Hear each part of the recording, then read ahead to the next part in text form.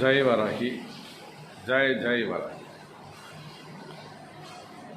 அன்பு பக்தர்களே, வாழ வைப்பால் வராகி. ஒரு அனுபவம்.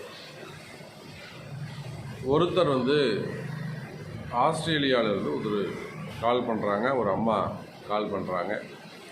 அவங்க அவங்களுடைய கணவர் ஒரு அற்புதமான முறையில் ஒரு நல்ல கம்பெனியில் ஒரு ஹையர் பொசிஷனில் நல்ல பொசிஷனில் நல்லபடியாக இருக்கிறாங்க. அப்படி இருக்கும்போது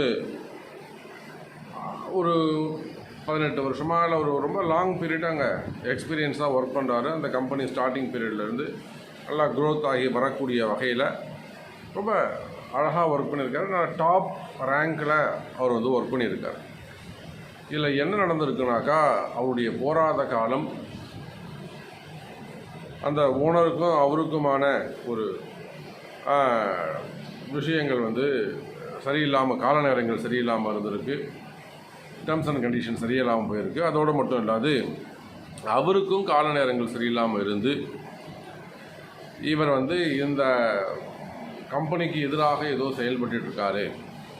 இவருடைய பணத்தெல்லாம் எடுத்து கம்பெனிக்கு எதிராக இன்னொருத்தரை வெளியில் வச்சு இன்வெஸ்ட் பண்ணி அது மாதிரி ஒர்க் பண்ணுறாரு அப்படின்னு சொல்லிட்டு கம்பெனி விட்டு அவரை நீக்கி, அதோடு மட்டும் அல்லாது அவர் மேலே ஒரு வம்பு வழக்கு போட்டு அந்த ஊர்லேயும் ஒரு போலீஸ் கேஸ் கொடுத்து அரெஸ்ட் பண்ணக்கூடிய ஒரு சூழ்நிலை, கடுமையான சூழ்நிலையில், அதுவும் வெளிநாட்டில் அப்படின்னு சொல்லும்போது ரொம்ப கஷ்டம். அப்படி ஒரு கடுமையான சூழ்நிலையில் அந்த அம்மா கண்ணீர் மல்க அடியனை தொடர்பு கொண்டாங்க. சாமி, வாராகி தான் காப்பாற்றணும். நான் உங்களுடைய பதிவுகள் நிறைய பார்த்துருக்கிறேன்.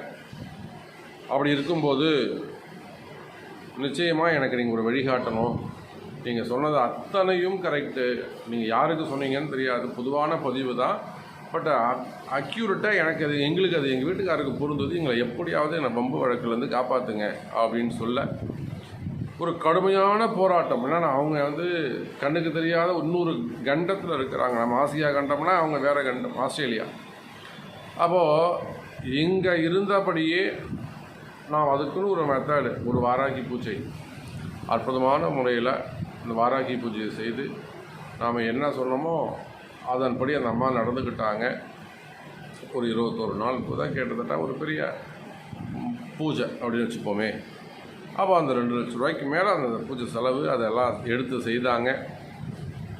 நம்ப மாட்டீர்கள், வாராகி அப்படியே ஒரு அற்புதத்தை நிகழ்த்தினாள்